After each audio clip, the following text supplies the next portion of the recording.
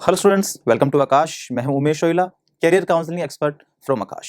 आज के हमारे इस वीडियो सेशन में हम बात करने वाले हैं नीट यूजी मेडिकल काउंसलिंग के बारे में।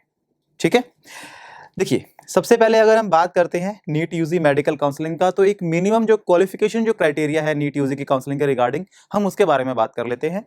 देन अगर आप जनरल कैटेगरी से बिलोंग करते हैं, student must have secured minimum aggregate 50% marks in PCB. Physics, chemistry and biology में टोटल जो आपका एग्रीगेट है वो मिनिमम 50% रहना चाहिए। ठीक है, एंड अगर हम बात करते हैं रिजर्व कैटेगरीज के बारे में, OBC, SC, ST and PWD categories also, then the student must have secured minimum aggregate 40% marks in PCB. Okay guys, but अगर हम यहाँ पे बात करते हैं एम्स का, एंड अगर हम यहाँ पे बात करते हैं AFMC का, तो यहाँ पे आपका जो मिनिमम जो एग्रीगेट होगा वो होना चाहिए 60%। ठीक है, एम्स एंड AFMC इन दोनों कॉलेज में अगर आपको एडमिशन लेना है तो इनकी काउंसलिंग में पार्टिसिपेट करने के लिए आपका जो 12th का परसेंटेज है वो 60% होना चाहिए वो। उसके बाद अगर हम बात करते हैं फी डिटेल का, कि नीट यूजी काउंसलिंग में पार्टिसिपेट करने के लिए जो फी है वो हमें कितना पे करना पड़ेगा। क्लियर? देन अगर हम बिलोंग करते हैं जनरल और AWS कैटेगरी से, अगर हमें सिर्फ पार्टिसिपेट करना है 15% AIQ में और सेंट्रल यूनिवर्सिटीज में, देन हमारा जो रजिस्ट्रेशन है वो कितना रहने वाला है, 1000 रुपीज, नॉन रिफंडेबल की मैं बात कर रहा हूं। एंड अगर हम पार्टिसिपेट करना चाहते हैं डीम्ड यूनिवर्सिटीज में भी, देन हमारा जो रजिस्ट्रेशन जो पार्ट है वो रहने वाला है 5000 रुपीज। क्लियर है?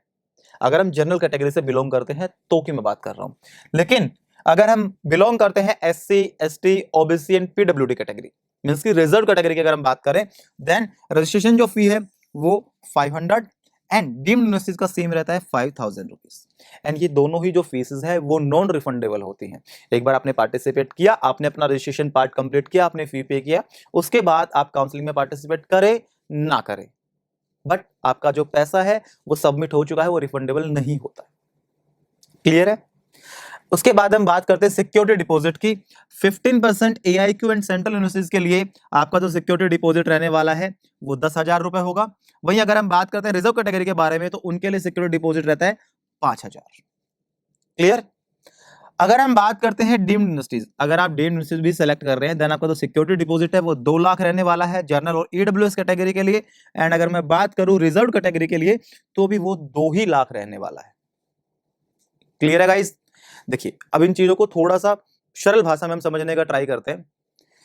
आपने सब कॉलेजेस सिलेक्ट किए, लाइक आपने 15% AIQ किया, जितने भी स्टेट लेवल के हमारे जो GMCs हैं, आपने उनके लिए अपना जो पार्टिसिपेशन है आप उसमें इंटरेस्टेड थे, ठीक है। आपने एम्स भी सिलेक्ट किया है, आपने AFMC सिलेक्ट किया, आपने CMC वेल्लोर सिलेक्ट किया, आपने सब कॉलेज सिलेक्ट किए, बट आपने अभी तक डीम्ड यूनिवर्सिटी जो है वो सिलेक्ट नहीं किया है। देन जो आपका फी रहने वाला है, अगर आप जनरल और EWS कैटेगरी से बिलोंग करते हैं, देन 1000 रुपए हमारा रजिस्ट्रेशन पार्ट, ठीक है, एंड 10,000 रुपए हमारा सिक्योरिटी डिपॉजिट, टोटल कितना हो गया है 11,000 रुपए। बट अगर वही आप रिजर्व कैटेगरी से बिलोंग करते हैं, देन फी हमारा क्या रहता है, जैसा हमने बताया 500 रुपए आपका रजिस्ट्रेशन पार्ट का जो फी होता है वो रहने वाला है। एंड डिपॉजिट की मैं बात करूं तो 5,000, तो टोटल कितना हुआ हमारा 5,500। बट अगर वहीं पे अगर आप डीम्ड यूनिवर्सिटी सिलेक्ट कर देते हैं, तो सिक्योरिटी डिपॉजिट जो है वो सीधा 2 लाख हो जाता है सबके लिए, आप चाहे जनरल कैटेगरी से बिलोंग करते हैं या फिर आप रिजर्व कैटेगरी से बिलोंग करते हैं। ओके, चलिए तो फी का हमारा हो गया है। एंड जो मैं सिक्योरिटी डिपॉजिट की हमने अभी जो बात की है वो एक रिफंडेबल फी हमारा होता है, ठीक है। अगर हमें किसी भी केस अगर वहां से सीट अलॉट नहीं हो पाता है या हम विड्रॉल कर लेते हैं, तो ये जो फी है कुछ प्रोसेसिंग फी कटने के बाद हमें रिफंड हो जाएगा। क्लियर? चलिए आगे हम बात करते हैं मार्क्स वर्सेस AIR। 2022 का 2023 का डेटा आपको देखने को मिल रहा है यहाँ पे, ठीक है। अगर क्लियरली विजिबल ना है, आप स्क्रीनशॉट नहीं ले पा रहे हैं, डोंट वरी, डिस्क्रिप्शन बॉक्स में आपको PDF का लिंक भी मिल जाएगा, वहां से PDF डाउनलोड कर सकते हैं। ओके गाइस, नाउ अगर मैं बात करूं सीट मैट्रिक्स का, अगर हम सिर्फ MBBS की बात करते हैं, देन MBBS के रिगार्डिंग हमारे पास इंडिया में 705 कॉलेजेस हैं। अगर मैं टोटल नंबर ऑफ सीट की बात करता हूं, देन सीट आप देख पा रहे हैं, ठीक है। अगर मैं BDS कॉलेजेस की बात करूं 317 एंड सीट आपके सामने है, ठीक है। ऑफिशियली NMC की वेबसाइट का डेटा है, जो हमारा सोर्स है वो NMC 2024 है, वहां पे आप जाके डेटा देख भी सकते हैं, क्रॉस वेरीफाई भी आप कर सकते हैं। चलिए अब करते हैं बात काउंसलिंग के बारे में, ठीक है, कि काउंसलिंग क्या होता है। सर हमने सुना है AIQ, SQ, MQ, NRI Kota, ये सब कोटा क्या होते हैं, किस तरीके से डिस्ट्रीब्यूटेड होते हैं। ठीक है, चलिए इसके बारे में हम बात करते हैं। अभी हम जैसे आप हेडिंग देख पा रहे होंगे, all India counselling MBBS, BDS and BSc nursing. NEET जो होता है वो काउंसलिंग किस किस का कंडक्ट कराता है। आपने हमारा पीछे का वीडियो सेशन देखा, हमने वहां से डिटेल में रिव्यू किया था। ठीक है, NEET UG career guidance for the pre medical student, जो हमारा टैगलाइन था वीडियो का, आपने वो वीडियो देखा होगा। तो हमने वहां पे बताया था MBBS का, BDS का, आयुष का एंड सबका, जितना भी BSc नर्सिंग जो भी है, कुछ जो कोर्सेज हैं जो नीट के अंडर आते हैं, सबका काउंसलिंग कौन कराता है, नीट कराता है। अभी हम बात करने वाले हैं कि MCC किसका काउंसलिंग कराता है, MBBS का कौन कराएगा, BDS का कौन कराएगा, BSc नर्सिंग का कौन कराएगा एंड BMS का कौन कराएगा, BUMS का कौन कराएगा, BVSC का कौन कराएगा। क्लियर है। देखिए अगर मैं बात करूं MBBS and BDS and BSc nursing, अगर मैं इनकी बात करता हूं तो इनका जो काउंसलिंग है वो MCC कराता है। ऑल इंडिया लेवल की मैं बात कर रहा हूं। ठीक है, अगर हम स्टेट लेवल पे जाते हैं देन फिर जो स्टेट की जो पर्टिकुलर जो मेडिकल कमेटी होते हैं वो भी इनकी काउंसलिंग कंडक्ट कराते हैं। क्लियर है गाइस। अगर मैं बात करता हूं BAMS का, BHMS का एंड BUMS का, तो इनकी जो काउंसलिंग है वो आयुष कराता है। कौन कराता है, आयुष कराता है। क्लियर है। और अगर मैं बात करता हूं BVSC का, BVSC bachelor of veterinary science, then इसकी मैं काउंसलिंग की बात करूं तो उसकी काउंसलिंग कराता है VCI, veterinary council of India. Clear है। तो अभी हम बात करने वाले हैं MBBS, BDS and BSc nursing के बारे में कि इनकी काउंसलिंग कौन कराता है, कैसे कंडक्ट होता है, क्या प्रोसेस रहने वाला है, कंप्लीट डिटेल से हम रिव्यू करने वाले हैं। देन देखिए AIQ, अभी हम बात कर रहे हैं, जैसा मैंने आपको बताया, हम बात कर रहे हैं कि जो MCC है वो काउंसलिंग का प्रोसेस क्या रहता है। देन MCC के अंडर ऑल इंडिया कोटा आता है हमारा। AIQ कोटा क्या होता है कि हमारे जितने भी स्टेट्स हैं, जितने भी यूटीज हैं, वहां के जो GMCs है, गवर्नमेंट मेडिकल कॉलेजेस। क्लियर। वहां पे सीट का रिजर्वेशन होता है 85 to 15%। देन जो 15% जो सीट्स हैं हमारा वो आता है AIQ के अंडर, एंड जो 85% जो सीट्स होता है वो रहता है वहां के स्टेट कोटा के अंडर। और AIQ में क्या होता है कि अगर आप आउटसाइडर्स हैं, आप किसी पर्टिकुलर स्टेट से ना बिलोंग करके किसी दूसरे स्टेट को अगर आप बिलोंग करते हैं तो भी आप उस स्टेट के मेडिकल कॉलेज में एडमिशन ले सकते हैं। बट अगर वहां पे आपको एडमिशन लेना है तो उसके लिए आपको कौन सी काउंसलिंग में पार्टिसिपेट करना पड़ेगा, आपको AIQ मींस की MCC काउंसलिंग में पार्टिसिपेट करना पड़ेगा। ठीक है, MCC की वेबसाइट पे जाके आपको रजिस्ट्रेशन करना पड़ेगा, फी पे करना पड़ेगा। देन ये सब जो डेटा है वो MCC की वेबसाइट पे आपको मिल जाएगा। तो अभी हम बात करने वाले कि MCC जो है, MCC कमेटी जो है वो कौन कौन से कॉलेजेस के लिए और कितनी परसेंट जो सीट्स हैं उनके लिए काउंसलिंग को कंडक्ट करवाता है। ठीक है, देखिए AIQ की मैं बात करूं, then all India quota 15%, central university जितनी भी है उन सबकी 100% सीट्स के ऊपर कौन काउंसलिंग कराता है बेटा, AIQ कराता है। ESI की सीट्स पे भी कौन कराता है, MCC कराता है। एम्स की भी 100% सीट्स पे काउंसलिंग कौन कंडक्ट करता है, MCC करेगा। जिपमर में भी, AFMC का सिर्फ रजिस्ट्रेशन पार्ट होता है। अगर आप काउंसलिंग की बात करेंगे तो AFMC की पर्सनल वेबसाइट पे भी आपको डेटा देखने को मिल जाएगा, एज वेल एज आपको MCC पे भी डेटा देखने को मिल जाएगा। क्लियर है। डीम्ड यूनिवर्सिटी की बात मैं करता हूं तो इनकी भी काउंसलिंग कौन कराता है, MCC। अगर मैं IPU की बात करता हूं, ठीक है, इंद्रप्रस्थ यूनिवर्सिटी दिल्ली की मैं बात कर रहा हूं, देन इसके दो कॉलेजेस हैं, VMCC एंड RML। ये जो दो कॉलेजेस हैं जिनका एक नेशनल वैल्यू है, VMCC एंड RML, तो इसका 100% सीट का काउंसलिंग कौन कंडक्ट करता है, MCC करता है। क्लियर है। इन बाकी IPU के जितने भी कॉलेजेस हैं उनकी 15% का जो काउंसलिंग है वो MCC कंडक्ट कराएगा, एंड बाकी IPU के बाकी जितने भी कॉलेजेस हैं उनका 15% सीट का जो काउंसलिंग है वो MCC कंडक्ट कराता है, एंड बाकी 85% जो सीट्स है वो IPU के स्टेट कोटा के अंदर आते हैं। दिल्ली यूनिवर्सिटी के अंदर जितने भी कॉलेजेस हैं मेडिकल, उन सबका 100% का जो काउंसलिंग है वो कौन कंडक्ट करता है, MCC कंडक्ट करता है। अभी हम बात करते हैं सिर्फ दिल्ली के स्टूडेंट्स के लिए। अब देखिए दिल्ली के स्टूडेंट्स क्या करेंगे, उन्हें 15% भी चाहिए और उन्हें दिल्ली का 85% भी चाहिए। क्लियर। और कॉलेजेस दिल्ली यूनिवर्सिटी से बिलोंग करते होंगे या IPU से बिलोंग करते होंगे, एक एम्स है और एम्स तो जितने भी हैं वो सब हमारे MCC के अंडर आते ही है। क्लियर है। तो अगर दिल्ली का बच्चा हर कॉलेज की 100% सीट्स को क्लेम करना चाहता है, देन उसे MCC पे भी रजिस्ट्रेशन करना पड़ेगा एंड उसे IPU पे भी रजिस्ट्रेशन करना पड़ेगा। क्लियर है, क्लियर हुआ। नहीं तो कोई ना कोई सीट ऐसा होगा, कुछ सीट का परसेंटेज ऐसा होगा कि आप उससे पीछे रह जाएंगे। तो अगर आपको हर कॉलेज का 100% सीट अगर आपको एक्वायर करना है, आप उनको क्लेम करना चाहते हैं, दिल्ली के स्टूडेंट्स की मैं बात कर रहा हूं, तो फिर आपको दोनों वेबसाइट्स पे ही रजिस्ट्रेशन अपना कंप्लीट करना पड़ेगा। क्लियर है गाइस? चलिए आगे हम बात करते हैं रिजर्वेशन की। मैं बात करूं AIQ में, ऑल इंडिया कोटा में अगर मैं रिजर्वेशन की बात करता हूं, देन रिजर्वेशन कैसे रहता है? SC कैटेगरी के लिए 15% है, ST कैटेगरी के लिए 7.5% है, PWD कैटेगरी के लिए 5% है, OBC कैटेगरी के लिए 27% है, but only in national institutes and CU means की सेंट्रल यूनिवर्सिटीज। एंड मैं अगर EWS की बात करता हूं then 10%, but only in national institutes and CU। तो ये हमारे रिजर्वेशन का क्राइटेरिया रहता है AIQ काउंसलिंग में। ओके, नाउ हम बात करते हैं स्टेट काउंसलिंग का। AIQ काउंसलिंग आपको क्लियर हो गया होगा। अगर आपके अब भी कुछ डाउट्स हैं तो आप कमेंट बॉक्स में अपने डाउट्स को कमेंट कीजिएगा, रिप्लाई आपको मिलेगा। क्लियर? चलिए अभी हम बात करते हैं स्टेट वाइज काउंसलिंग का, कि जो स्टेट काउंसलिंग होता है उसका प्रोसेस क्या रहता है। अब देखिए किसी भी स्टेट की मैं बात करता हूं, कोई भी स्टेट आप उठा लीजिए, तो किसी भी स्टेट में दो ही तो कॉलेजेस होंगे ना, या तो गवर्नमेंट होंगे या प्राइवेट होंगे। हो सकता है गवर्नमेंट हो, पार्शियली गवर्नमेंट हो, फुल्ली गवर्नमेंट हो, या फिर प्रॉपरली प्राइवेट ही होते हैं, सेल्फ फाइनेंसिंग इंस्टीट्यूट्स जिन्हें हम बोलते हैं।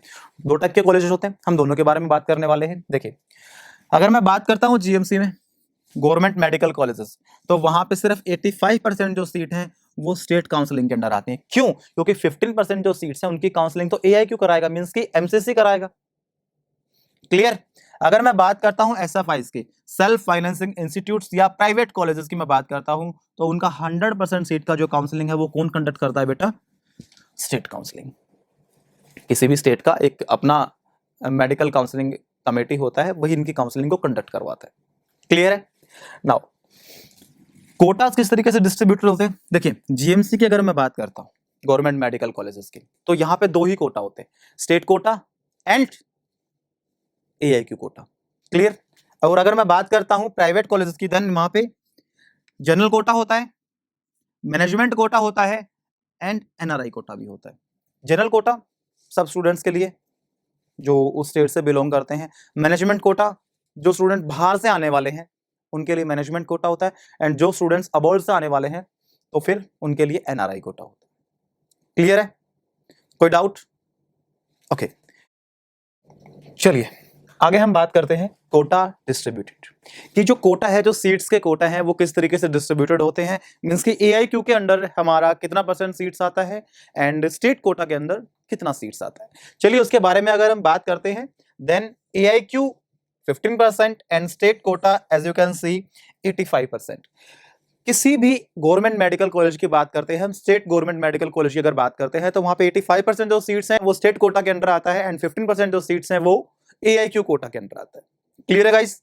चलिए आगे हम बात करते हैं state wise medical MBBS BDS admission eligibility criteria. अगर आप किसी भी पर्टिकुलर स्टेट से बिलोंग करते हैं एंड आप उसी स्टेट के 85% सीट्स को क्लेम करना चाहते हैं, तो आपको उस स्टेट का कुछ एक पर्टिकुलर क्राइटेरिया होता है कि आपको वहां का डोमिसाइल चाहिए होगा या फिर आपका एजुकेशन वहां से कंप्लीट होना चाहिए। तो जितना भी स्टेट है सबका अपना अपना एक अलग क्राइटेरिया होता है। ठीक है, तो वो हमने यहाँ पे मेंशन किया हुआ है। आई थिंक पूरा डेटा आपको विजिबल नहीं हो पा रहा होगा। ठीक है, कोई इश्यू नहीं है, डिस्क्रिप्शन में जैसे मैंने आपको बताया था कि PPT का लिंक आपको मिल जाएगा, तो वहां से कंप्लीट डेटा आपको देखने को मिल जाएगा। क्लियर? नाउ ठीक है, ये भी वैसा ही है एंड ये भी हमारा स्टेट कोटा का एलिजिबिलिटी है। ओके, चलिए अब हम बात करते हैं प्रोसेस के बारे में कि नीट काउंसलिंग का प्रोसेस रहता कैसे है। सबसे पहले हमें कौन से स्टेप फॉलो करने पड़ेंगे, राउंड का एलोकेशन किस तरीके से आता है एंड एलोकेशन आने के बाद क्या प्रोसेस रहने वाला है, कौन से ऐसे प्रोसीजर हैं जो हमें कंप्लीट करने पड़ते हैं। ओके, चलिए शुरू करते हैं। Number 1, registration. अगर आप AIQ कोटा को क्लेम कर रहे हैं, आप एम्स को क्लेम करना चाह रहे हैं, आप जिपमर को क्लेम करना चाह रहे हैं, आप ESIC में जाना चाहते हैं, ठीक है, एंड AFMC आप टारगेट कर रहे हैं, डीम्ड यूनिवर्सिटीज आप टारगेट कर रहे हैं, या आप CUs टारगेट कर रहे हैं, देन आपको रजिस्ट्रेशन कहां करना पड़ेगा? MCC पे। अगर आप किसी भी स्टेट के प्राइवेट कॉलेजेस या वहां के गवर्नमेंट कॉलेजेस को क्लेम करना चाहते हैं, देन आपको रजिस्ट्रेशन करना पड़ेगा उस पर्टिकुलर स्टेट की मेडिकल ऑफिशियल वेबसाइट पे। क्लियर है गाइस? ओके, सेकंड जो स्टेप रहता है वो हमारा रहता है चॉइस फिलिंग का। ये एक बहुत ही क्रुशियल पार्ट होता है किसी भी काउंसलिंग का। आने वाली स्लाइड पे हम डिटेल में रिव्यू करेंगे कि किस तरीके से हमें चॉइस फिलिंग करना है, किन किन बातों का हमें ध्यान रखना है चॉइस फिलिंग करते टाइम। ठीक है, अभी हम जस्ट एक प्रोसेस का बात कर लेते हैं कंप्लीट। तो जैसे हमने चॉइस फिलिंग किया, देन चॉइस फिलिंग करने के बाद थर्ड जो ऑप्शन हमारे पास आता है वो रहता है लॉकिंग ऑफ चॉइसेस, कि जो चॉइस हमने सिलेक्ट किया है उन चॉइसेस को लॉक करना है। ठीक है, रजिस्ट्रेशन का जो लास्ट डेट रहता है उससे पहले आप चॉइसेस को मॉडिफाई कर सकते हैं। आपको कुछ ऐड करना है, कुछ डिलीट करना है, कुछ सीक्वेंस आपको चेंजेस करने हैं, वो आप कर पाएंगे। ठीक है, उससे पहले आपको चॉइसेस को लॉक करना होता है। बाय द वे, अगर आप चॉइसेस को लॉक करना भूल भी जाते हैं देन डोंट वरी, कोई इश्यू नहीं होगा इसमें। जैसे ही लास्ट डेट आएगा, पोर्टल जैसे ही बंद होगा, पोर्टल के बंद होते ही आपकी जो चॉइसेस है उन्हें ऑटोमेटिक लॉक कर दिया जाएगा। क्लियर? नाउ चॉइसेस को लॉक करने के बाद सीट एलोकेशन राउंड स्टार्ट होते हैं। तो सबसे पहले जो सीट एलोकेशन का राउंड आता है उसे हम बोलते हैं seat allocation round 1 MCC, and उसके बाद सीट एलोकेशन राउंड 1 स्टेट। अब देखिए एमसीसी एंड स्टेट, सबसे पहले एमसीसी का राउंड 1 होगा, उसके बाद स्टेट का राउंड 1, फिर एमसीसी का राउंड 2, फिर स्टेट का राउंड 2। ठीक है, तो पहले एमसीसी का सीट एलोकेशन आता है एंड उसके बाद जो है वो स्टेट का एलोकेशन आता है। तो आप यहां भी पार्टिसिपेट कर पाएंगे एमसीसी में भी, एंड आप पार्टिसिपेट कर पाएंगे स्टेट काउंसलिंग में भी। कोई इशू नहीं आने वाला, कोई डेट कोलैप्स नहीं होने वाली है बिल्कुल भी। क्लियर है गाइस? नाउ देखिए, जैसा मैंने यहां पे मेंशन किया फ्री एग्जिट। अब ये फ्री एग्जिट कैसे होता है इसके बारे में हम बात करेंगे आगे, कि एलोकेशन आने के बाद आपको कॉलेज आना कंपलसरी होता है कि नहीं होता है। ठीक है, वैसे अगर फ्री एग्जिट की बात आई है तो एक छोटा सा डिस्कशन हम कर ही लेते हैं। देखिए फ्री एग्जिट होता क्या है, आपने सीट एलोकेशन देखा, सीट एलोकेशन में आपको सीट अलॉट हो गया। देखिए दो ही चांसेस रहेंगे ना हमारे पास किसी भी एलोकेशन में, कि या तो आपको सीट अलॉट होगा या आपको सीट अलॉट नहीं होगा।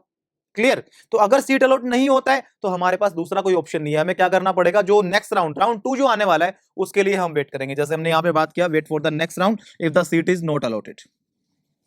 ओके, नाउ सेकंड ऑप्शन हमारे पास क्या है कि सीट अलॉट हुआ, यस सीट हमें अलॉट हुआ, देन सीट अलॉट होने के बाद क्या करना है और क्यों करना है, क्या प्रोसेस है। देखिए आपके पास दो, आपको सीट अलॉट होने के बाद आपके पास दो ऑप्शन है, आप कॉलेज जाएंगे, आप कॉलेज नहीं जाएंगे।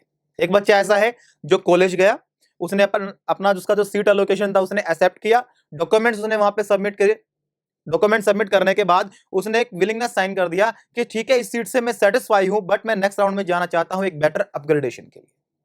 क्लियर है, उसने अपना सीट सिक्योर कर लिया, डन। एक दूसरा बच्चा था, उसको भी सीट अलॉट हुआ, लेकिन उसने देखा यार मेरा डिजायर्ड कॉलेज नहीं है ये, मेरे को नहीं जाना, वो कॉलेज ही नहीं गया, उसने डॉक्यूमेंट ही सबमिट नहीं किए। कोई दिक्कत नहीं है, आपने जो अमाउंट सबमिट किया था एज अ सिक्योरिटी अमाउंट वो आपका भी फॉरफिट नहीं होने वाला है, आप सेफ है क्योंकि राउंड 1 है। ठीक है, तो इसलिए राउंड 1 को बोलते हैं फ्री एग्जिट, आप आराम से बाहर आ सकते हैं। Clear? Okay, then seat allot होने के बाद जिसको सीट एलोकेशन लेना है, जिसको सीट अलॉट हुई है वो उसको पसंद है, वो अपनी सीट को सिक्योर करना चाहता है, तो उसको कौन से स्टेप्स फॉलो करने पड़ेंगे। रिपोर्टिंग एट द कॉलेज, सबसे पहले कॉलेज जाएगा, रिपोर्टिंग करेगा, वहां पे अपने डॉक्यूमेंट सबमिट करेगा एंड उसकी जो फॉर्मेलिटीज हैं कॉलेज की वो उन्हें पूरा करना पड़ेगा। एंड उसके बाद submit willingness for the upgradation, वो वहां पे एक विलिंगनेस साइन करेंगे कि ठीक है सर ये जो कॉलेज है मेरे को पसंद है, मैं इसे सिक्योर करके नेक्स्ट राउंड में भी जाना चाहता हूं। सेफ है ना, अगर नेक्स्ट राउंड में से कुछ नहीं भी मिल पा रहा है उसके बाद एक सीट तो सेफ हो गया। क्लियर? चलिए अब हम बात करते हैं राउंड 2 का। अब राउंड 2 में कौन बच्चा आया, जिसको सीट नहीं मिला वो भी राउंड 2 के लिए एलिजिबल है, जिसको सीट मिला बट वो एलोकेशन लेने नहीं गया वो भी राउंड 2 के लिए एलिजिबल है, एंड जिसको सीट अलॉट हुआ था उसने सीट एलोकेशन लिया बट विलिंगनेस साइन करके वो भी अपग्रेडेशन के रिगार्डिंग सेकंड राउंड में आया तो वो भी एलिजिबल है। तो 3 टाइप के जो स्टूडेंट है वो राउंड 2 के लिए एलिजिबल होते हैं, मींस कि सभी स्टूडेंट। क्लियर हो गया ना, तीन टाइप के तो स्टूडेंट है हमारे पास और तीनों ही बच्चे जो हैं वो एलिजिबल हैं किसके लिए, राउंड 2 के लिए। तो अभी हम राउंड 2 का बात करते हैं। देन देखिए सीट एलोकेशन राउंड 2 सबसे पहले एमसीसी का आएगा जैसे मैंने आपको बताया, एंड उसके बाद सीट एलोकेशन राउंड 2 आता है स्टेट का। क्लियर? अब यहां भी हमारे पास दो ही ऑप्शन है, आपको सीट अलॉट होगा या फिर आपको सीट अलॉट नहीं होगा। अगर सीट अलॉट नहीं हो रहा है then you are directly eligible for the mop up round. Clear? कोई आपको नया रजिस्ट्रेशन नहीं करना पड़ेगा, ना ही आपको कोई फी पे करना पड़ेगा। ओके गाइस, एक और बच्चा है जिसको सीट अलॉट हुआ। ठीक है, अब देखिए सीट अलॉट हुआ, अब उसको सीट का एलोकेशन लेना पड़ेगा। ठीक है, देखिए फिर से हम दो टाइप के बच्चों की बात करते हैं जिनको सीट अलॉट हुआ, एक जो कॉलेज जाएगा, एक जो कॉलेज नहीं जाएगा। एक जो बच्चा जो कॉलेज गया सीट उसने जो अलॉटेड उसको सीट था, उसने सीट एलोकेशन लिया, विलिंगनेस साइन किया एंड मोप अप राउंड के लिए दोबारा से रजिस्ट्रेशन करके वो एक अगले राउंड में जाना चाहता है। अगर उसको वहां कोई सीट नहीं भी मिल पा रही है देन कोई बात नहीं है। क्यों? क्योंकि उसके पास एक जो सीट है वो पहले से सेफ है। एक बच्चा ऐसा है जिसको सीट अलॉट राउंड 1 में भी हुआ था, राउंड 2 में भी हो गया है, लेकिन राउंड 2 में भी वो कॉलेज नहीं गया। तो अगर वो बच्चा कॉलेज जाके अलॉटमेंट नहीं लेगा तो उसका जो सीट है वो तो डिसॉल्व होगा ही, साथ में उसने जो अमाउंट सबमिट किया था सिक्योरिटी अमाउंट वो फॉरफिट हो जाएगा। ठीक है, एंड फॉरफिट होने के बाद वो काउंसलिंग से बाहर है। अगर उसको दोबारा से काउंसलिंग में पार्टिसिपेट करना पड़ेगा तो उसके लिए उसे क्या करना पड़ेगा? मोप अप राउंड के लिए दोबारा से रजिस्ट्रेशन पे करना पड़ेगा एंड जितना भी सिक्योरिटी अमाउंट था वो दोबारा उसे पे करना पड़ेगा। क्लियर है? तो जो सेकंड राउंड है वो आपको बहुत ही सोच समझ के चॉइसेस फिल करनी है एंड आपको एलोकेशन लेना ही पड़ेगा, बशर्ते आप अपनी सीट को सेव करके एक नेक्स्ट राउंड में अपग्रेडेशन के लिए आप जा सकते हैं, बट सेकंड राउंड की जो अलॉटमेंट है वो कंपलसरी होती है। क्लियर है गाइस? नाउ जैसा आप देख भी पा रहे हैं, the mandatory to take allotment otherwise amount will be forfeit. And ये काम करने के बाद अगर आपको नेक्स्ट राउंड में जाना है देन क्या करना पड़ेगा? Registration for the mop up round. क्योंकि आपको सीट अलॉट हो गया है बट आप सेटिस्फाई नहीं है, आप अपने बिहाफ पे आगे जाना चाह रहे हैं ना, क्योंकि एमसीसी ने या कोई भी जो भी स्टेट काउंसलिंग कमेटी था ना उसने तो सीट अलॉट कर दिया, बट आपको पसंद नहीं है, कोई इश्यू नहीं, आप जा सकते हैं, लेकिन रजिस्ट्रेशन तो दोबारा करना पड़ेगा। क्लियर है? चलिए आगे हम बात करते हैं चॉइस फिलिंग का, कि आप कौन कौन से जो राउंड्स है वहां पे आप चॉइस फिलिंग कर सकते हैं, कौन कौन से राउंड आपको चॉइस फिलिंग का ऑप्शन प्रोवाइड करते हैं एंड कौन सा राउंड ऐसा है जो आपको चॉइस फिलिंग का ऑप्शन है वो प्रोवाइड नहीं करता है। देन जैसा आप देख पा रहे हैं, राउंड 1 फ्रेश चॉइस फिलिंग, ठीक है। राउंड 2 की मैं बात करूं देन फ्रेश चॉइस फिलिंग। अगर मैं राउंड 3 की बात करता हूं, मींस की राउंड 3 बोले तो मोप अप राउंड की मैं बात करता हूं, तो यहां भी आपको ऑप्शन मिलने वाला है फ्रेश चॉइस फिलिंग। मींस की राउंड 1, राउंड 2, मोप अप राउंड, इन तीनों राउंड में आप अपने बिहाफ पे एक नया चॉइस फिलिंग जो है वो आप कंप्लीट कर पाएंगे, आप फिल कर पाएंगे, ठीक है। बट अगर मैं बात करता हूं यहां पे स्ट्रे वैकेंसी राउंड की या राउंड 4 की, then pre filled choices are considered.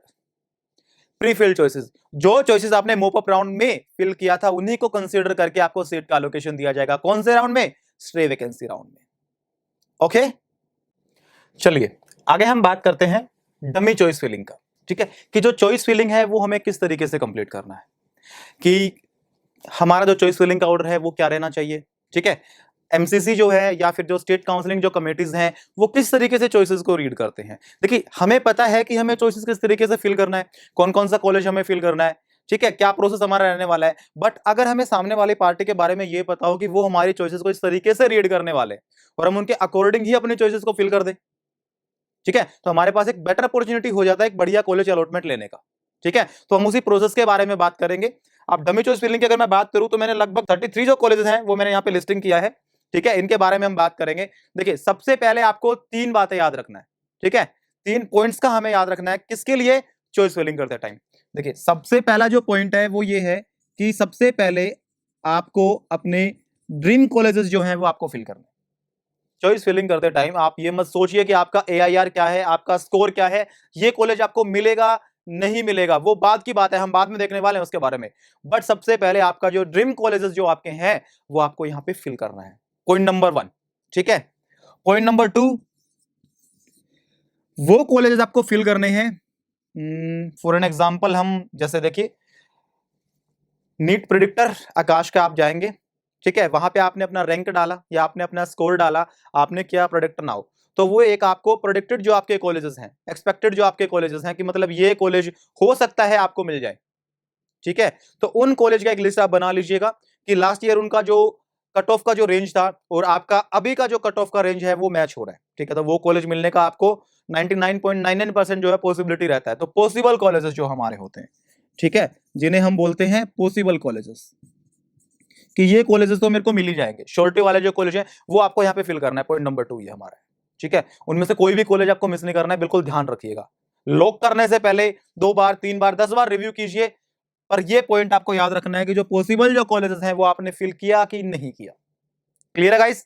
Point number 3, point number 3 में हमें क्या याद करना है कि जो अननेसेसरी जो कॉलेजेस हैं, अननेसेसरी कॉलेज कि जिनको आप बिल्कुल भी पसंद नहीं करते, आपका थॉट ये है कि इस कॉलेज पे एडमिशन लेने से बेटर तो मैं ड्रॉप लेके 1 साल और प्रिपरेशन अपना कंप्लीट कर लूंगा, तो वो कॉलेज आपको कतई फिल नहीं करना है चॉइस फिलिंग में, ठीक है।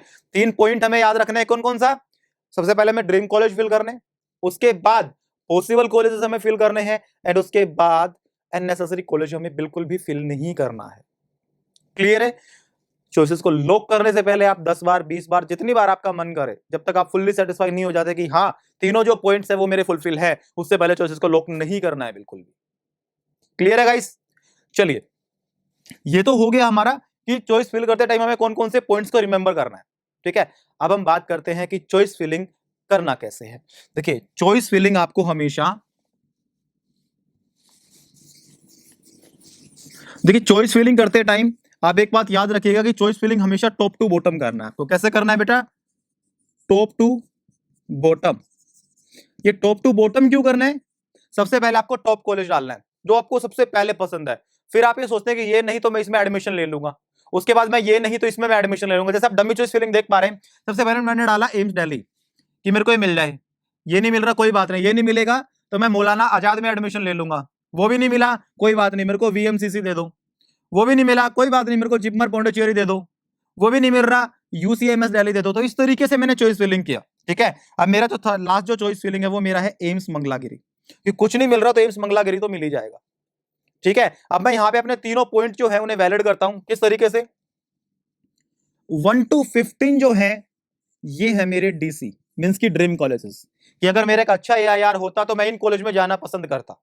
मैंने मेरा एआईआर नहीं देखा कि क्या है, माइंड में ही नहीं है, कोई इशू नहीं है, मैंने अपने ड्रीम कॉलेजेस फिल कर दिए।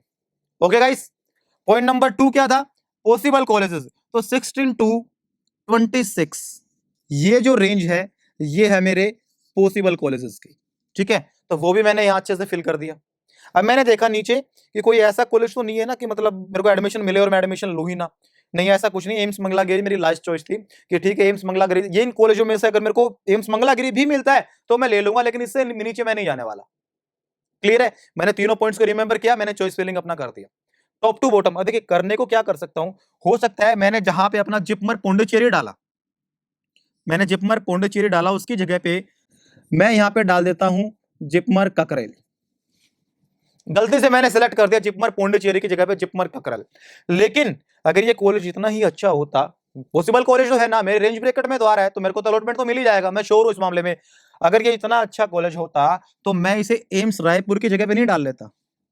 भाई एम्स रायपुर से तो थोड़ा सा नीचे ही बिलो करता है ना, एम्स रायपुर से तो थोड़ा सा नीचे ही लाई करता है ये कॉलेज, तभी तो मैंने इसको चॉइस फिलिंग में नीचे रखा।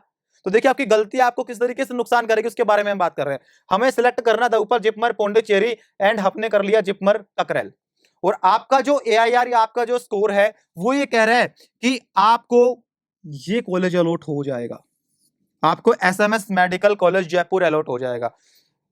डेटा पे हम बात करते हैं तो 2023 में एसएमएस मेडिकल कॉलेज का फॉर एन एग्जांपल जो स्कोर था वो था 610 से 625, कि जिस बच्चे के 610 नंबर थे उसका एडमिशन यहाँ पे हो जा रहा था। ठीक है, और आपके जो नंबर हैं, आपका अब की बार जो नंबर आए हैं, आपके नंबर आए हैं 615, तो पॉसिबिलिटी है ना एडमिशन होने का, क्योंकि आपका स्कोर जो इसका लास्ट ईयर का स्कोर था उससे ज्यादा है, पॉसिबिलिटी है।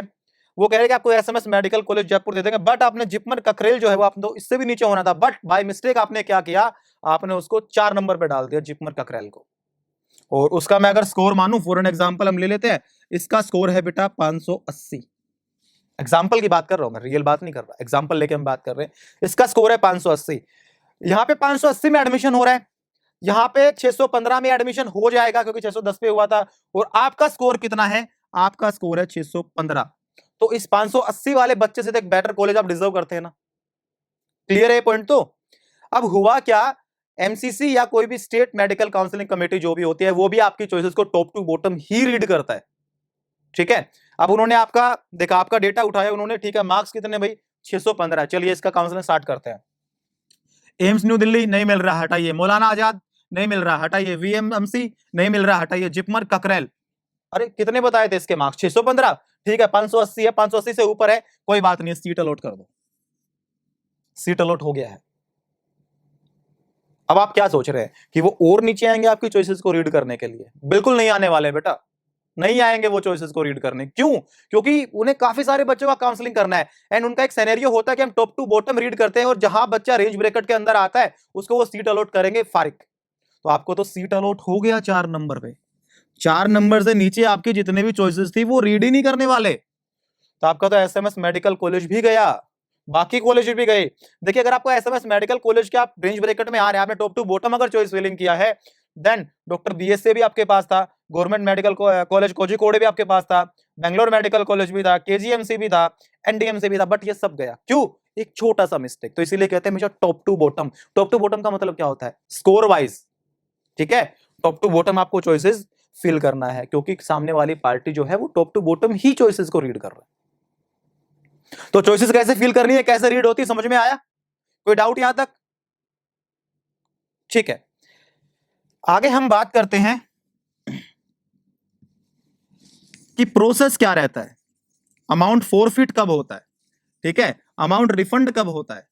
भाई हमने एक अमाउंट सबमिट भी तो किया था ना, सिक्योरिटी डिपॉजिट की अगर मैं बात करूं तो हमने एक सिक्योरिटी डिपॉजिट दिया था। अगर हमें सीट नहीं मिल पा रहा है तो हमें अमाउंट भी तो हमारा वापस चाहिए। तो क्या क्या कंडीशंस रहती है उनके बारे में हम बात करते हैं, कब आपका अमाउंट फॉरफिट होगा, कब आपका अमाउंट आपको रिफंड होगा। ठीक है, देखिए एग्जाम्पल लेते हैं, ए बी और सी, ये हमारे पास 3 टाइप के कैंडिडेट है। ठीक है, राउंड 1 की हम बात करें, राउंड 1 में हमारे पास 3 कैंडिडेट हैं, वाई, ए, बी और सी। इसको सीट अलॉटमेंट हुआ ही नहीं, ठीक है, और इन दोनों बच्चों को सीट अलॉटमेंट हुआ, इसका भी यस एंड इसका भी यस। तो ये जो बच्चा है जिसको सीट अलॉट हुआ नहीं, वो तो डायरेक्टली राउंड 2 के लिए एलिजिबल हो गया। क्लियर? एंड जिसको सीट अलॉट हुआ, अब उसमें से क्या हुआ, ये इस बच्चे ने कॉलेज में जाके रिपोर्ट किया, अपने डॉक्यूमेंट सबमिट कराए, और ये जो बच्चा था ये कॉलेज में जाके रिपोर्टिंग करने गया ही नहीं, ये अपने घर बैठा रहा। तो हुआ क्या, ये भी राउंड 2 के लिए एलिजिबल हो गया। ठीक है, मतलब जिसको सीट अलॉट नहीं हुआ वो भी एलिजिबल है, जिसको सीट अलॉट हुआ बट उसने अलॉटमेंट नहीं लिया, रिपोर्टिंग नहीं किया, वो भी राउंड 2 के लिए एलिजिबल है। इसलिए राउंड 1 को फ्री एग्जिट बोलते हैं। अब जो बच्चा जिसने रिपोर्ट किया, अब उसके पास 2 ऑप्शन है। ऑप्शन क्या है, एक तो उसको अपना डिजायर्ड कॉलेज मिल गया तो वो अलॉटमेंट लेगा, काउंसलिंग से बाहर चला जाएगा। ठीक है, एक उसका जो सेटिस्फेक्शन जो लेवल है वो 90% ही रहा, 100% नहीं हुआ कि ठीक है सर आपने जो मेरे को कॉलेज अलॉट किया है मैं उससे एग्री करता हूं, बट मैं नेक्स्ट राउंड में देखना चाहता हूं शायद मेरे को कुछ अच्छा मिल जाए। ठीक है, बट मैं ये सीट भी नहीं खोना चाहता, अगर मेरे को वहां कुछ नहीं मिल रहा है तो मैं ये भी नहीं खोना चाह रहा हूं। तो उसने क्या किया, वो गया, उसने अपना रिपोर्टिंग कंप्लीट किया, डॉक्यूमेंट सबमिट कराए एंड उसने एक विलिंगनेस साइन कर दिया कि सर मैं राउंड 2 में जाना चाहता हूं। तो राउंड 1 में तीनों कैंडिडेट में से किसी ने कोई भी एक्शन लिया हो ना लिया हो, किसी का अमाउंट फॉरफिट नहीं होता है। इसलिए राउंड 1 जो है नीट का वो सेफ राउंड बोला जाता है। ठीक है, अगर अब हम बात करते हैं राउंड 2 के बारे में, तो राउंड 1 में किसी का अमाउंट फॉरफिट नहीं होने वाला है, ये आपको क्लियर हो गया होगा, आप अलॉटमेंट लें चाहे ना लें। अभी हम बात करेंगे राउंड 2 के बारे में कि राउंड 2 में जो बच्चे आते हैं या राउंड 2 में जिनको सीट अलॉट होता है या नहीं होता, उनका क्या प्रोसेस रहता है। तो राउंड 2, अब राउंड 2 में भी हम 3 बच्चों से एग्जांपल लेते हैं, ए बी सी। ये वो बच्चा जिसको सीट अलॉट हुआ ही नहीं था, ठीक है, इसको राउंड 2 में भी सीट अलॉटमेंट नहीं हुआ। एक ये बच्चा है जिसको सीट अलॉट हुआ था बट ये राउंड 2 में आया था अपग्रेडेशन के लिए, ठीक है, और एक ये बच्चा जिसने रिपोर्ट नहीं किया था, इसको भी सीट अलॉट हुआ है राउंड 2 में भी। ठीक है, अब जो अपग्रेडेशन के लिए आया था, देखिए जो बच्चा राउंड 2 में भी उसको सीट नहीं मिला तो वो क्या हुआ, सीधा मूव अप राउंड के लिए एलिजिबल हो गया, उसकी तो हम बात ही नहीं करते। अब हम इसकी बात करते हैं, जो अपग्रेडेशन के लिए जो बच्चा आया था, इसके पास 2 ऑप्शन है, या तो इसको यहाँ पे सीट अलॉट होगा या फिर इसको यहाँ पे सीट अलॉट नहीं होगा। तो अगर इसे सीट अलॉट होता है तो ठीक है, ये जो इसको नया सीट अलॉट हुआ है वही इसका सीट होगा, वैलिड होगा, एंड जो राउंड 1 में जो इसको सीट अलॉट हुआ था उसे इनवैलिड कर दिया जाएगा। क्यों? क्योंकि इसने एक बेटर अपग्रेडेशन मांगा था ना कमेटी से, कमेटी ने इसको दे दिया। अब हो सकता है इसने राउंड 2 की चॉइस फिलिंग में कुछ गड़बड़ कर दी हो सकता है ना, कि जैसे मैं बात करता हूं, इसने सबसे पहले डाला हुआ था 17 नंबर तक डाला हुआ था, इसे एम्स पटना मिल रहा था, एंड अगली बार इसे करना क्या था, देखिए अपग्रेडेशन का मतलब बढ़िया कॉलेज चाहिए ना भैया, कॉलेज तो आपके पास है ही, लेकिन आपको बढ़िया कॉलेज चाहिए, देन आपको चॉइस फिलिंग करना था 1 to 16, क्योंकि यही तो आपकी लिस्ट में टॉप कॉलेजेस थे। बट उसने क्या किया, उसने बाय मिस्टेक 18 से 33 वाला जो लिस्ट है हमारा कॉलेज का, वो उसने अपनी चॉइस फिलिंग में फिल कर दिया, सेकंड राउंड की चॉइस फिलिंग में। तो अब ये तो कॉलेज अच्छा था, बाकी कॉलेज तो इससे बुरे हैं, तभी तो आपने लिस्ट में बाद में डाले ना, तो इसको वहां से कोई कॉलेज अलॉट हो गया। अब ये कह रहा है कि नहीं सर इससे बढ़िया तो मेरे पास एम्स पटना था, नहीं हो पाएगा, क्योंकि आप अपग्रेडेशन के लिए गए थे, देन पीछे वाला जो सीट है वो आपका डिसॉल्व हो चुका है। तो राउंड 2 की चॉइस फिलिंग बहुत ही ध्यान से करना है आपको। ओके गाइस, नाउ अगर सेकंड ऑप्शन हम लेते हैं, सेकंड सिनेरियो हम देखते हैं कि इसको सीट का अलॉटमेंट हुआ ही नहीं सेकंड राउंड में, कोई दिक्कत नहीं है, राउंड 1 में तो सीट सिक्योर है ना उसके पास, वो उसकी सीट सिक्योर ही रहने वाली है, वो जाके वहां पे अपना एडमिशन कंटिन्यू कर सकता है। ठीक है, अब बात करते हैं कैंडिडेट सी का। सीट अलॉटमेंट हुआ, अब इसके पास दो ऑप्शन है, क्या क्या, या तो ये रिपोर्टिंग करेगा या ये रिपोर्टिंग नहीं करेगा। तो अगर ये रिपोर्टिंग करता है वेल एंड गुड, कोई दिक्कत नहीं है, मोपअप राउंड में जा सकता है, अपग्रेडेशन के लिए कोई इशू नहीं आएगा इसे। बट अगर ये रिपोर्टिंग नहीं करता है कॉलेज में सेकंड राउंड के अलॉटमेंट में, तो इसका जो अमाउंट था ना, इसने जो अमाउंट पे किया था वो इसे रिफंड तो नहीं होने वाला है, इसका अमाउंट हो जाएगा फॉरफिट। इसलिए बोलते हैं कि सेकंड राउंड का जो अलॉटमेंट है वो आपको लेना कंपलसरी होता है, मैंडेटरी होता है। ठीक है, समझ में आया क्या सिस्टम रहने वाला है। तो राउंड 1 फ्री एग्जिट होता है, राउंड 2 में मैंडेटरी होता है। हाँ, आप अलॉटमेंट लेने के बाद आप नेक्स्ट राउंड में अपग्रेडेशन के लिए आप जा सकते हैं। क्लियर है। अब देखिए, जिस बच्चे का राउंड 1 में इसको सीट मिला था, बट राउंड 2 में भी उसको दोबारा सीट मिल गया, उसको दूसरे वाला कॉलेज अच्छा लग रहा था, उसे करना क्या पड़ेगा, उसे पुराने वाले कॉलेज में जाना पड़ेगा, वहां से उसे विड्रॉल लेना पड़ेगा, अपने डॉक्यूमेंट वहां से उठाने पड़ेंगे और नए वाले कॉलेज में सबमिट करने पड़ेंगे। ठीक है, देखिए नीट में सबसे बड़ा क्या होता है कि जब तक आपके डॉक्यूमेंट आपके हाथ में है आप फ्री हैं। उसके बाद आपको, अगर आपने डॉक्यूमेंट किसी भी कॉलेज में सबमिट कराए हैं एंड आपका दूसरे कॉलेज में एडमिशन हो जा रहा है, तो आपको वहां से विड्रॉल लेके उनका जो सिनेरियो होता है, उनका जो प्रोसेस होता है, उसके थ्रू आपको जाना पड़ेगा डॉक्यूमेंट्स अपने विड्रॉ करने के लिए, दूसरे कॉलेज में सबमिट करने के लिए। क्लियर है। सेम सिनेरियो मोपअप राउंड का रहता है and same scenario he stay vacancy round का रहने वाला है। बस इतना ही फर्क होता है कि स्टे वैकेंसी राउंड में आपको चॉइस फिलिंग का ऑप्शन नहीं दिया जाएगा। ठीक है गाइस, क्लियर, शॉर्टेड। ओके, चलिए अब हम बात करते हैं मार्क्स या rank wise best strategy to participate in the medical counselling. अभी हम बात करने वाले हैं बहुत ही इंपॉर्टेंट टॉपिक के ऊपर कि आपका जो AIR है या आपका जो स्कोर है, ठीक है, AIR की तो हम बात नहीं करेंगे, वो तो थोड़ा सा अप एंड डाउन होता रहता है। हम बात करते हैं स्कोर का कि आपका नीट में जो स्कोर है, तो आपके अकॉर्डिंग टू योर स्कोर आपको कौन कौन सी काउंसलिंग में पार्टिसिपेट करना चाहिए, कौन कौन सी काउंसलिंग जो है आपके लिए बेनिफिशियल होने वाली है।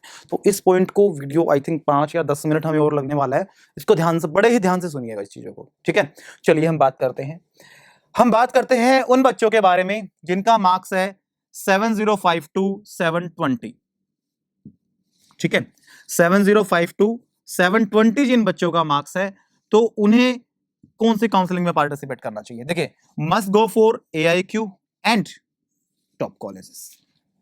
AIQ मतलब ऑल इंडिया कोटा में उनको जाना चाहिए, मींस के जितने भी स्टेट जो है उनके जो गवर्नमेंट मेडिकल कॉलेज है उनका 15% उन्हें क्लेम करना चाहिए। एंड टॉप कॉलेजेस, जो उनकी टॉप कॉलेजेस है, मतलब जो उनके ड्रीम कॉलेजेस है, क्योंकि इनका जो AIR आने वाला है वो इस ब्रैकेट में रहने वाला है कि आप जो भी कॉलेज, पहले 10 कॉलेज जो आप फिल करने वाले हैं टॉप, वहां से आपको एक ना एक जो सीट है वो आपको वहां से मिल जाएगा। ठीक है, तो ये हर जोन में सेफ है, ये जहां भी अपना चॉइस फिलिंग डालेंगे इनको वहां पे सिलेक्शन मिल जाएगा। ठीक है, तो ये दोनों जोन में सेफ है। अभी हम बात करते हैं 655 to 705। इस मार्क के ब्रैकेट में जो बच्चे आने वाले हैं उनके लिए AIQ भी सेफ है, बट जो स्टेट गवर्नमेंट मेडिकल कॉलेज है वहां पे 100% चांसेस होते हैं कि ये अपनी सीट को सिक्योर कर लेंगे। ठीक है, तो इन्हें दोनों काउंसलिंग में जाना पड़ेगा। AIQ मींस की जो काउंसलिंग MCC कंडक्ट कराता है वो भी इन्हें पार्टिसिपेट करना पड़ेगा एंड स्टेट काउंसलिंग भी इन्हें पार्टिसिपेट करना पड़ेगा। ठीक है, सेफ जोन में रहने के लिए। क्लियर है गाइस। नाउ हम बात करते हैं अब 605 to 655। जो बच्चे इस रेंज ब्रैकेट में आ रहे हैं, AIQ में पॉसिबिलिटी है कि आपको सीट मिल जाएगा, राउंड 1 राउंड 2 मोपअप कहीं ना कहीं आप सीट निकाल लोगे। बट अगर मैं बात करूं स्टेट गवर्नमेंट मेडिकल कॉलेजेस की, तो यहां पे मैक्सिमम पॉसिबिलिटी है कि आपको राउंड 2 तक सीट मिल जाएगा। ठीक है, बट मेरा सजेशन आपको यही है कि you must go for the mop-up round and the stay vacancy round. ठीक है, राउंड 1 राउंड 2 में आपको सीट मिल सकता है, बट आपको स्टे वैकेंसी राउंड तक लड़ना है। ठीक है, क्योंकि मार्क्स जो है थोड़ा सा कम हो गया है, तो हमें थोड़ा सा स्ट्रगल ज्यादा करना पड़ेगा। ठीक है, तो अगर आप स्टे वैकेंसी राउंड तक जाते हैं देन पॉसिबली या तो आप AIQ में सीट निकाल लेंगे, नहीं तो स्टेट गवर्नमेंट मेडिकल कॉलेज में तो सीट निकल ही जाएगा, बट स्टे वैकेंसी राउंड तक आपको जाना पड़ेगा। शॉर्टेड।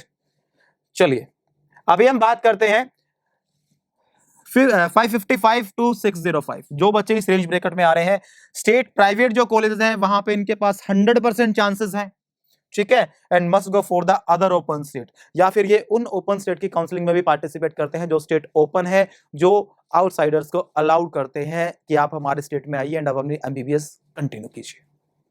ठीक है, क्लियर है? ये हमारा एस्टिमेटेड जो स्ट्रेटेजी है हम उसके बारे में बात कर रहे हैं। हो सकता है कि जो बच्चा 605 जो स्कोर कर रहा है वो किसी ना किसी स्टेट का गवर्नमेंट मेडिकल कॉलेज भी निकाल ले, ठीक है, बट हम किसी एक बच्चे के बारे में बात नहीं कर रहे, हम उन 24 लाख बच्चों के बारे में बात कर रहे हैं। वो 24 लाख बच्चे जो नीट में रजिस्ट्रेशन जिन्होंने किया था, या उन 23,81,000 से ज्यादा बच्चों की बात कर रहे हैं कि जो नीट में अपीयर हुए थे। क्लियर है गाइस? लास्ट ईयर का सिनेरियो अगर हम देखें उसके बिहाफ पे ही ये जो स्ट्रेटेजी है वो हमने बनाया है। क्लियर है? ओके, नाउ अगर मैं बात करता हूं जो बच्चे 405 टू 555 में अगर लाई करते हैं, state private college maximum possibility है, डीम्ड यूनिवर्सिटी में 100% आपका सिलेक्शन हो जाएगा अगर आप उन्हें क्लिक करते हैं, ऑप्शन में आप जाना चाहते हैं, and must go for the other open state. और यहां भी मैं आपको यही सजेस्ट करता हूं कि जो ओपन स्टेट है आपको उनकी काउंसलिंग में भी पार्टिसिपेट करना चाहिए। ओके, नाउ अगला जो रेंज ब्रेकेट है हमारा वो है लेस देन 400, कि जिन बच्चों के 400 से कम मार्क्स हैं। देखिए, मिलने को आपको कॉलेज मिल जाएगा, कोई ना कोई डीम्ड यूनिवर्सिटी आपको मिल जाएगी, कोई ना कोई प्राइवेट कॉलेज आपको मिल जाएगा, ये नहीं कि एडमिशन ही नहीं मिलेगा, मिल जाएगा, बट आपको जो एडमिशन मिलेगा उसकी जो फी है वो बहुत ज्यादा हैवी होने वाली है। ठीक है, तो अगर फाइनेंशियली आपको कोई इश्यू नहीं आने वाला है तो आपको इस रेंज ब्रेकेट पे भी, मार्क्स का ये जो रेंज ब्रेकेट है मार्क्स का, वहां भी आपको एडमिशन मिल जाएगा इंडिया में। ओके, ठीक है, ये देखिए, ये एक मेडिकल कॉलेज प्रेफरेंस ऑर्डर है। ठीक है, हमने और हमारी टीम ने मिलके टॉप इंडिया के जो 100 हमारे टॉप मेडिकल कॉलेज हैं उनका एक लिस्ट प्रिपेयर किया है। हम आपको रिकमेंड तो यही करते हैं कि आप चॉइसेस को एक बार देखिएगा ध्यान से, फिर अपनी चॉइसेस को आप यहां से मैच कीजिएगा। हो सकता है कि आप कोई अपना कॉलेज मिस कर रहे हो जो आपको इसको लिस्ट में देखने को मिल जाए। ठीक है, आप लिस्ट को मॉडिफाई कर सकते हैं, college add, delete, sequence, up and down, because हमें टॉप टू बॉटम ही रखना है। ठीक है, तो इन चीजों को आप ध्यान में रखते हुए एक बार इस लिस्ट पे नजर जरूर डालिएगा। पीपीटी आपको मिल जाएगा, पीपीटी या पीडीएफ फॉर्मेट जो भी होगा आपको डिस्क्रिप्शन बॉक्स में मिल जाएगा, वहां से आप इसे डाउनलोड कर लीजिएगा। अभी तो डेटा विजिबल नहीं हो पा रहा होगा। ठीक है, अभी हम बात करते हैं डॉक्यूमेंट्स की, डॉक्यूमेंट्स क्या क्या चाहिए हमें नीट काउंसलिंग में पार्टिसिपेट करने के लिए। क्लियर है? Now while reporting to the allotted college, candidate must submit original copies of the specified documents required for the NEET UG counseling 2024। ये वो डॉक्यूमेंट का लिस्ट है जो आपको काउंसलिंग के टाइम भी चाहिएगा, और जब आप रिपोर्टिंग करने जाएंगे कॉलेज में तो वहां भी आपको जो ओरिजिनल डॉक्यूमेंट सबमिट करना है, वहां भी जो डॉक्यूमेंट का लिस्ट चाहिएगा, मैं उनकी बात कर रहा हूं। क्योंकि अगर काउंसलिंग की हम बात करें तो काउंसलिंग का बात मतलब रिपोर्टिंग का ही तो होता है ना। अगर आप बात करो सर रजिस्ट्रेशन में ही डेटा चाहिएगा, अरे नहीं, रजिस्ट्रेशन में तो नॉर्मली आपके जो 10th का 12th का मार्कशीट है वो सीधा अपलोड होता है, आपकी फोटोज अपलोड होती है, सिग्नेचर अपलोड होते हैं, एंड ऑल। हम बात करें कि जब रिपोर्टिंग करने जाओगे कॉलेज में, वहां पे क्या क्या डॉक्यूमेंट आपको रिक्वायर्ड होने वाले हैं। ठीक है, देन लिस्ट आप देख पा रहे हैं डॉक्यूमेंट्स की, स्क्रीनशॉट आप ले लीजिएगा। ये हम बात कर रहे हैं अगर आप एक इंडियन नेशनल है, बट अगर आप एक एनआरआई या ओसीआई या पीआईओ कैंडिडेट हैं तो डीम्ड यूनिवर्सिटीज में अगर आपको अपना एडमिशन कंटिन्यू करना है तो कौन कौन से डॉक्यूमेंट्स आपको रिक्वायर्ड होंगे उनकी हम बात कर लेते हैं। क्लियर है? Okay, thank you so much guys, I hope ये सेशन आपके लिए बहुत बेनिफिशियल होगा। इसके अलावा आपका काउंसलिंग से रिलेटेड जो भी आपके डाउट्स हैं आप वीडियो के डिस्क्रिप्शन बॉक्स में उन्हें पोस्ट कर सकते हैं। ठीक है, आप आकाश की हेल्पलाइन पे कांटेक्ट कर सकते हैं, आप आकाश की एएसटी टीम से आप कांटेक्ट कर सकते हैं। ठीक है, आपका जो भी कंसर्न होगा उसे सॉल्व किया जाएगा। Thank you so much.